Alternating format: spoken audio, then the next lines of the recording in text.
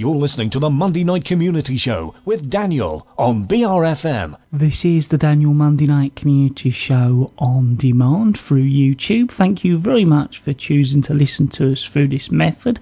If you'd like to keep up to date with when I add new interviews, then subscribe to this channel. So we're now here at the Daniel Monday Night Community Show on BRFM. Going to be joined on the telephone. We're going to be talking all about MS. Firstly, thank you very much for joining us. If you could introduce yourself firstly.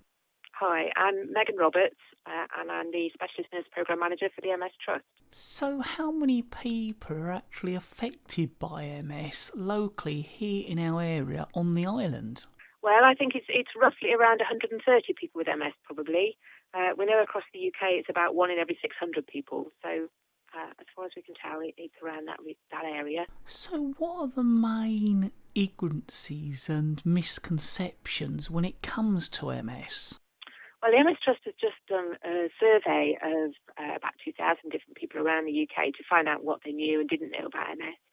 And if we particularly look at the Isle of Sheppey, we found that 15% of people didn't know what MS stood for, so obviously multiple sclerosis, and that about 2/3 of people couldn't identify what the major symptoms of MS are. Which I suppose in some ways is surprising, but in other ways not really. No, that's right. I think it's quite a common neurological disease. It's not that common in the general scheme of things, and I think one of the other reasons behind it is that MS is a very variable, very unpredictable disease, and there's a huge spectrum in the way that people experience MS. A lot of people, you might know somebody with MS and not realise it. People look well, even though they don't always feel very well. People can have a lot of what we call invisible symptoms, so things like bladder and bowel problems, visual problems, pain, numbness, pins and needles, perhaps balance problems that might not be obvious to other people. And it tends to be only the people who have the more advanced type of MS, who are perhaps having difficulty getting around, who might need a stick or a wheelchair, who are really the people that are obvious, if you like.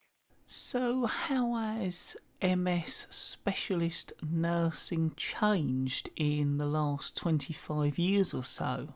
Well, I was one of the first MS nurses, not quite 25 years ago, but back in sort of the mid-1990s, and I've seen a huge difference in that time.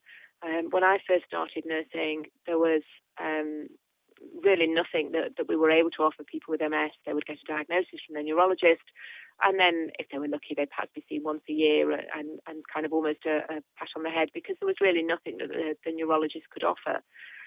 But then with MS nurses coming on board and our numbers growing, and we also about the same time, there were some drugs that became available that help a small proportion of people with MS, people with relapsing MS, so not everybody.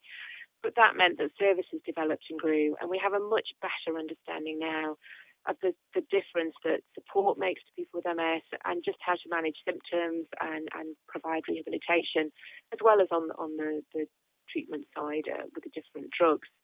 And that sort of blended approach is really important now. We know that MS nurses are a real lifeline for people with MS. We hear that all the time.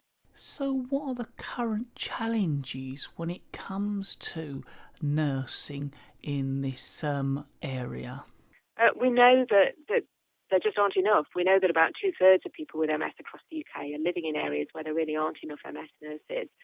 The MS nurse workload is growing all the time. I mentioned these drugs earlier that help to stop relapses and slow down progression for a proportion of people with MS. And they're fantastic, and absolutely they're really important. But they're taking up more and more of the nurse's time. They're becoming much more complex in the way they're given, in the way that people with MS need to be monitored who are taking them. And that means that the MS nurses aren't able to get out and see then the people who aren't on those drugs and provide that symptom management and that support that we hear all the time is so important.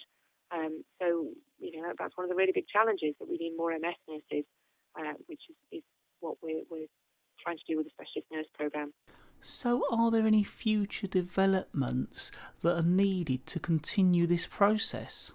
Well, what we're doing is using funds to put MS nurses actually into organisations. So we're going out and funding and training MS nurses. in areas where there really is the greatest need. So we've just completed a pilot phase of that programme. So we've got 2 new nurses. So we started small with that, but we've got a nurse in Leicester and one in Bradford who will be coming into post in the next couple of months. So that's really exciting. And what we're announcing now in MS Awareness Week is that we're able to fund and train another 6 nurses, hopefully, over the next 12 months in areas around the UK and start to build those numbers up. So is there anything else you'd like to cover that I've not mentioned, or are there any useful contact details you'd like to give out to our listeners? I think, just to say to people that if they want more information, they should look at our website. There's a huge wealth of information on there, and that's mstrust.org.uk. And if people are particularly interested in finding out more about the work we're doing within the MS nurses, or helping us to fundraise for that programme, because we don't get any funding from the NHS or government or any other sources for that, that's mstrust.org.uk/nurses. Well, I'd like to thank you very much for taking the time out to talk to our listeners here at BRFM Bridge Radio on the Daniel Monday Night Community Show.